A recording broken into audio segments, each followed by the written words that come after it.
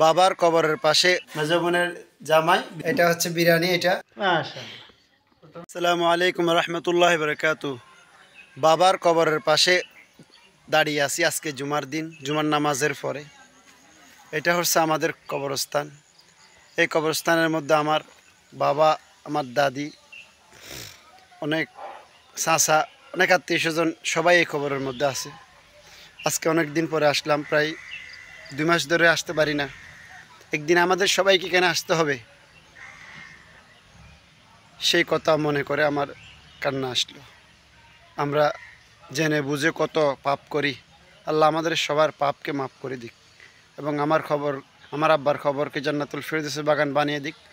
সবাই আমার আব্বুর জন্য একটু দোয়া করবেন। আসসালামু আলাইকুম রহমতুল্লাহ বারকাতু।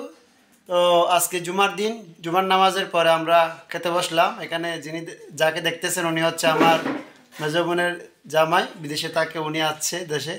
তো আজকে কী কী রান্না হয়েছে, উনি আগে আসছিল, আজকে এমনি সামান্য কিছু রান্না হয়েছে, এগুলো দেখি কী কী রান্না হয়েছে। তো এখানে প্রথমে যেটা দেখাচ্ছি এটা হচ্ছে বিরিয়ানি। এটা আর এটা হচ্ছে মুরগি, সালাদ, এটা হচ্ছে দেশি বাটা মাছ, ওদিকে কুড়াল মাছ আছে। এই হচ্ছে আর কি সামান্য আইটেম, এগুলা দিয়ে আমরা এখন খাবো। শীতকালের প্রথম, এই বছর শীতের প্রথম বাবা পিঠা আম্মু আজকে বানাইছে। তো এখনো কক্সবাজারে তো শীত হয়নি, শীত পড়তেছে না, তারপরেও আজকে একটু শীত লাগতেছে। তা আম্মু বলতেছে বাবা পিঠা বানাই, তো বানাইছে। তো মুরগি দিয়ে বাবা পিঠা খাচ্ছি। তো কে কে খেয়েছেন এই শীতের প্রথম বাবা পিঠা কমেন্ট করে জানাবেন।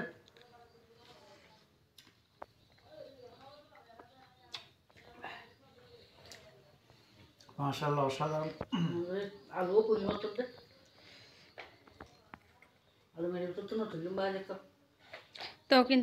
মুরগির মাংস অনেক স্বাদ হয়েছে, শুল্কাগুলো অনেক জাল হয়েছে, কিন্তু সেই স্বাদ লাগতেছে।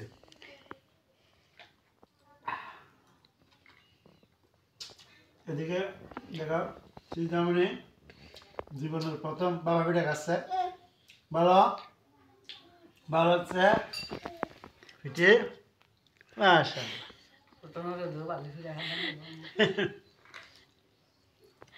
ঠিক আছে।